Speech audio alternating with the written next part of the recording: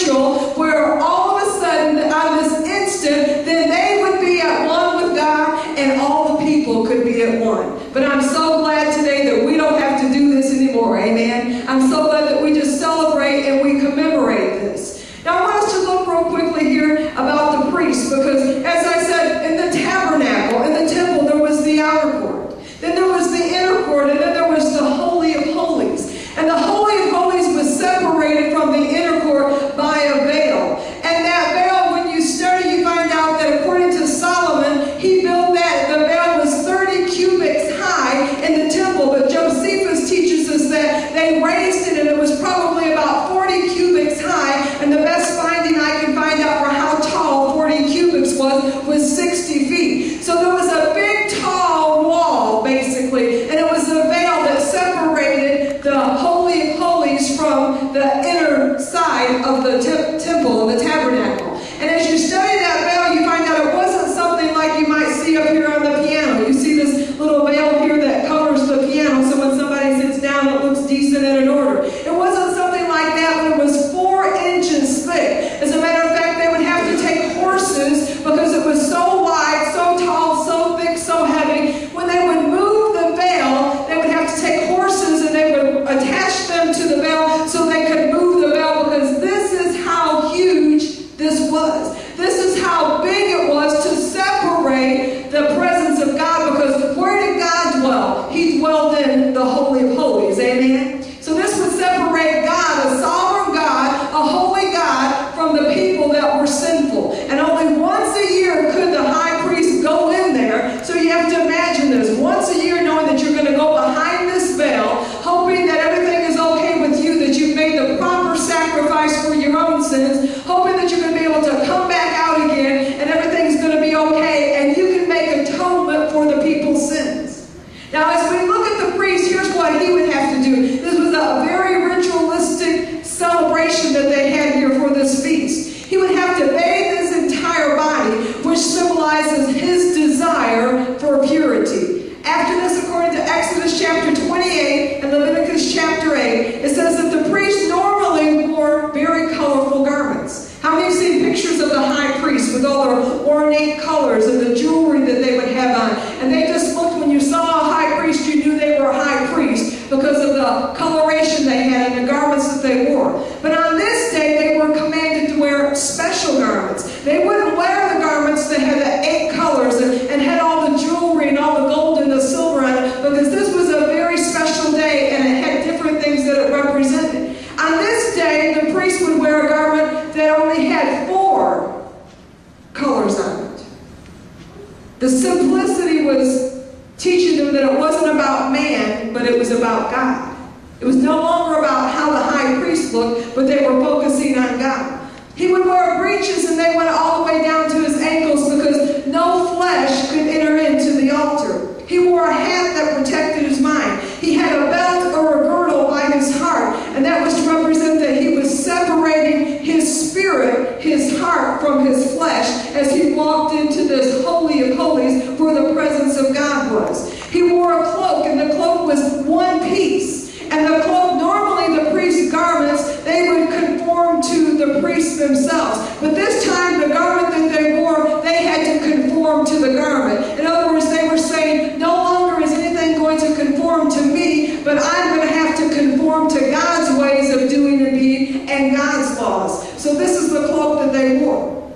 The cloak that they wore was made of linen. Why was it made of linen? Because linen breathed. That way they didn't sweat. Because when they went in, God wanted them to know it wasn't about man, it was about God. And as Jesus teaches us, his yoke is easy, amen, and his burden is light. When we receive Christ, it's not something that we have to sweat for, or it's nothing that we have to work for, but thank God it's something that Jesus did for us simply because he loves us. So they would wear this linen clothing as they would go in. If there was any ashes on the altar, then they would have to go in and purify the altar and remove any of the previous ashes from any of the other sacrifices that they made. And these are all the things that the priest would have to do on this day. Now, the qualifications for a priest were very strict. First of all, he had to be from the tribe of Levi. Now, I don't know if Reuben's from the tribe of Levi or not, but he could qualify because he had to have a strong voice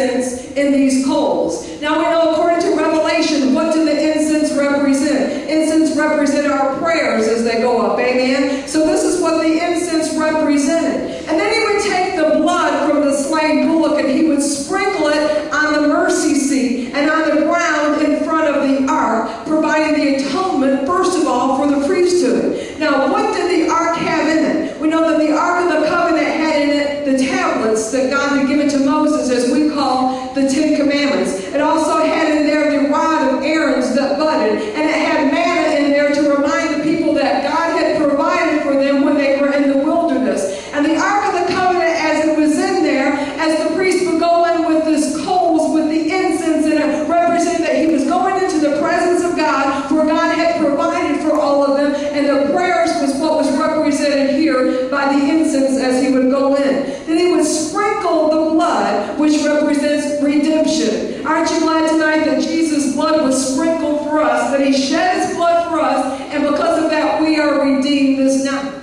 The next thing the high priest would do is he would have 2 goats, and he would cast lots to see which goat would fulfill which purpose. And as they would cast the lots with the 2 goats, they would take the first goat and he would sacrifice the male goat for the sin offering for the people. And then he would take some of that blood from that male goat and he would take it in and he would sprinkle it on the altar for the sin offering for the people, to buy for them, purchase for them their redemption. The second goat that sort of won the bet there in the casting of the lots, the second goat, and he would take this, and this is where we get the term scapegoat. Has anybody ever said he's a scapegoat? This is where we get this term. He would take the second goat, and he would take his hands, and he would lay his hands on the head of that goat. And then he would begin to confess the sins of the people. He would confess lying, he would confess fornication and adultery and prejudice and thievery and murder. He would confess all the sins over that scapegoat, is what they called it. And the second goat, as he would confess the sins over it, then he would hit it on the rump and send it out into the wilderness, signifying that by this God was removing the sin away from his people. And this is what the priests would do here, as this would run away into the desert or into the wilderness.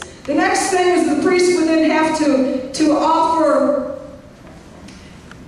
He would, after this point, he would again bathe himself, and then he would put on his usual garments. Now you got to picture this with me, because here's the priest as he has sacrificed these bullocks, and he has sacrificed the goat. Now I don't know about you, but a bullock is a large animal, and to think that you had to slay that animal, you have to realize that the priest would be covered in the blood from the animals, and it was a very tedious, very strenuous act that he would have to do. And after he would make the sacrifice for himself and for his family, after he would make the sacrifice with the goat for the sins of the people, and after he would lay his hands on the head of the goat, then as he was at this place that he was covered with the blood, he would go once again and completely bathe himself, and then at this point he would put on his normal priestly garment, the attire that had the 8 beautiful colors, and